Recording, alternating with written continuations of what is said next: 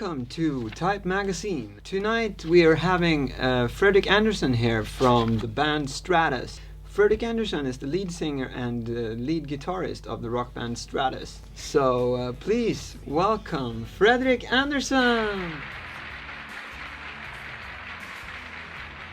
Hello. Hey. Hey.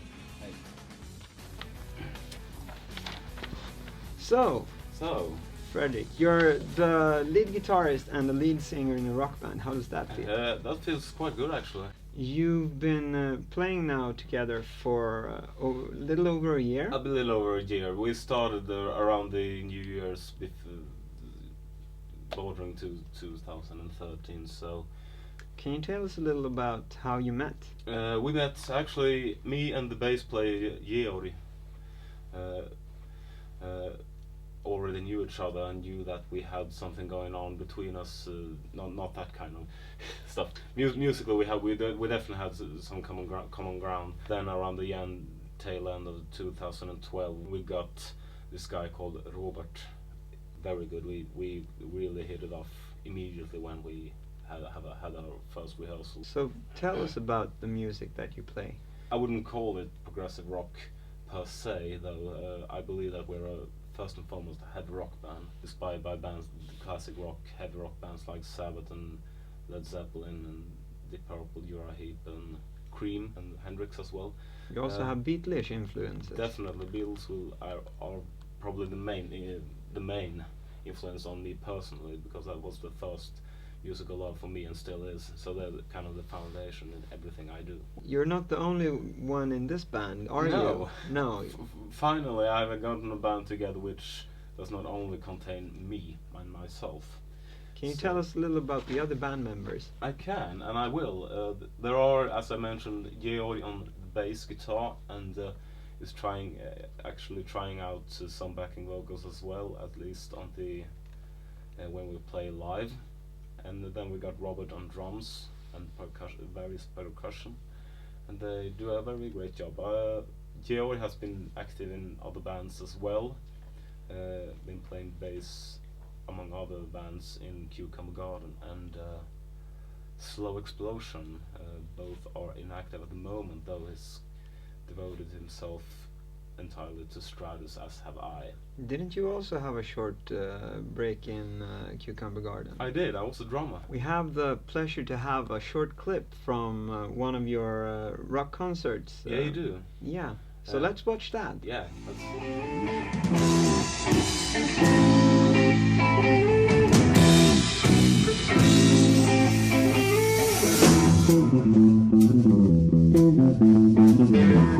Georg Bivan på bas. Robert Bivan på trummor. And my name is Johnny Cash.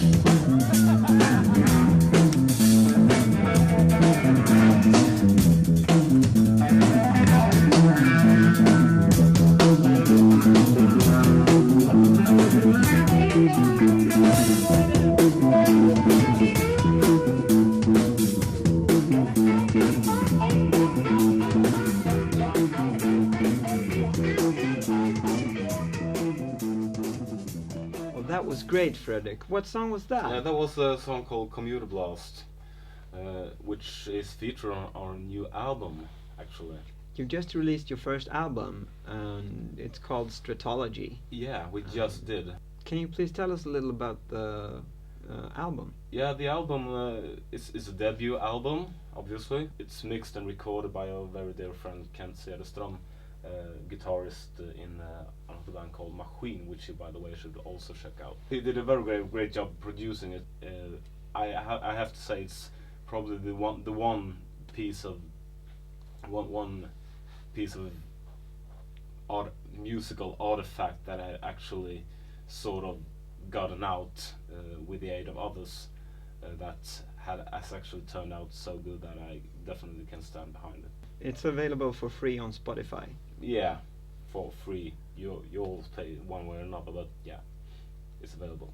You've been doing music for a very long time now.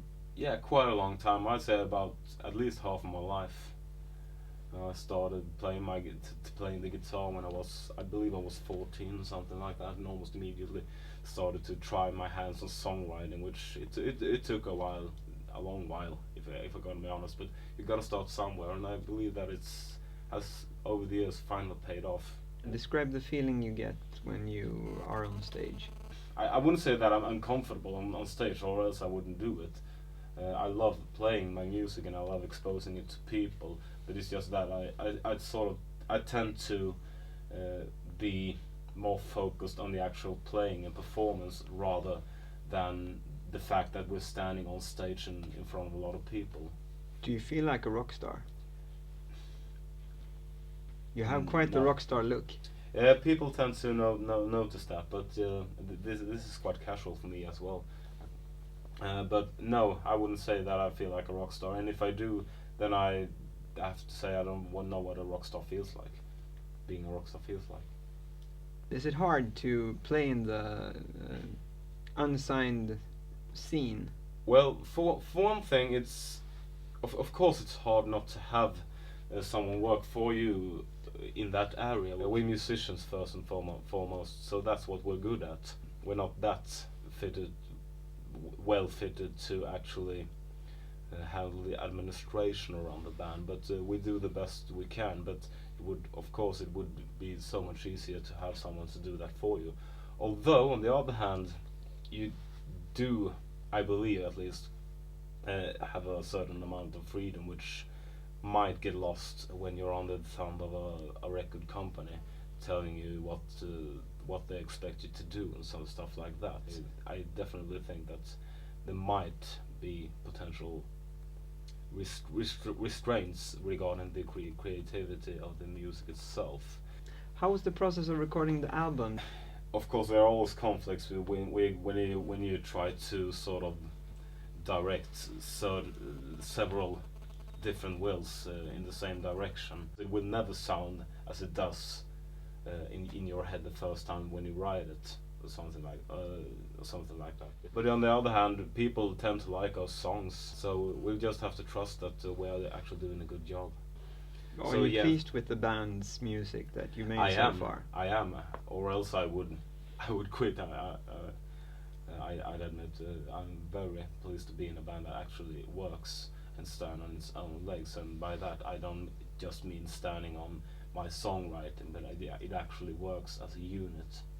Will Stratus be a signed rock band in the future, or Well, I hope so. If only what are your plans? Yeah, that's our plan. If only to, like I said earlier, if only to have someone taking care of business, so to speak, so that we can concentrate fully on rehearsing and creating the music. Yeah. I had the pleasure of interviewing you a while back, just before you released the first album, actually, and I was wondering, has anything happened between then and now?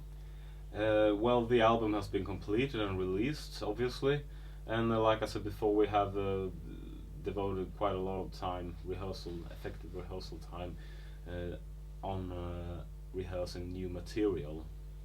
So that's probably the two things that has happened. Rehearsing new material is something that we do more or less constantly, so that's probably not as much an event as just a regular working schedule. How much more material do you have? You've produced 12 great songs as so far. There's definitely no shortage of material, and that's something that I do have to say is one advantage that we have over quite a lot of bands. I know quite a lot of bands contemporary bands that struggle with new material. That's something we. Can you give an example? Well, I don't want to talk down upon anybody, so no, I won't give an example. But I know how hard it can be for some people to produce new material. In our case, it's rather the opposite. I tend to write quite a lot of songs and present them to the others, and then we pick out what sort of clicks in between us. Your album's been out now for about 3 months, and what responses have you gotten so far? I know you've been mentioned in some different rock magazines. Actually, we have, and we have for a debut album of a completely unknown band, which we definitely can regard ourselves being. We have been given quite, I'd say, extraordinary reviews. We got 7 out of 10 in Sweden Rock Magazine and on a big American metal blog of all things, metaltemple.com, I believe it was. I know you've been mentioned in some Greek rock. Yeah, that as well. We didn't understand the word. We understood words yes and Beatles, but it wasn't that far. But overall, we gotten around it and came to the conclusion that yeah, they like us as well. Well, anyway, you received great reviews for your first album, and for being an upcoming band. That's a great thing. I'd say that that's actually quite a nice feeling, knowing that people that you haven't even met or had any relation to whatsoever, sitting on the other half of the world and listening to stuff and actually listening to it and take it in, and also acknowledge it publicly. That's a really great feeling, I'd say. How does that feel, getting reviews? Because I know you're quite the I critic described yourself. Yeah, I'm quite a critic myself, and as all good critics, I'm very self-critical as well. So I'm my own worst critic, you could say. But I am satisfied with the album, so it has to have something. Can you get pleasure from reading other people's reviews? I can definitely get pleasure from it, and it's also know to. It doesn't always have to be good reviews, because if you get a not so good review, which we actually haven't this far, knock knock, but if you do, you know what you have to sort of work with, work around to. But on the other hand, I'm not really that much of a, like I said before, I'm not much of a crowd pleaser. I don't really see that the primary function of a band or a musician of any kind should be to try to appease to everyone's tastes. And if you get a bad review out of them not liking the actual style in which you're doing things, then too bad, you can't please everyone. So what's the goal for a band then to strive for? Well, if it's not for pleasing the audience, I mean. The goal for the band is to create music that is, well, the ultimate goal, I'd say, at least for me personally, is to kind of revolving around creating timeless music in one way or another. So, and if people like it, that's just as well, because in the end you are manufacturing a product, and the good products sell themselves. So, but on the other hand, if you don't like what you do and do it because you like it, then it will get noticed when you actually perform it on stage, especially on stage. So therefore, my philosophy is not to. It's not to actually be in it for pleasing the audience first and foremost, but to please yourself and follow your own ideals. Are you working with a film music project right now? That's Funny, something I heard. Funny you should say that. I was actually approached for making backdrop music for a documentary which is upcoming. Some up-and-coming filmmaker. Yeah, it's got something to do with China or the Far East or something like that. I'm supposed to talk with him right after this interview about that, actually. So we may have a reason to get back to that in the future. It will be a pleasure talking to you then, as well as it has been today. Yeah, at least as much. So thank you for coming, Fredrik. Thank you for having me. This is Anders Hallberg reporting for Type Magazine. Was it as good for you as it was for me? Yeah.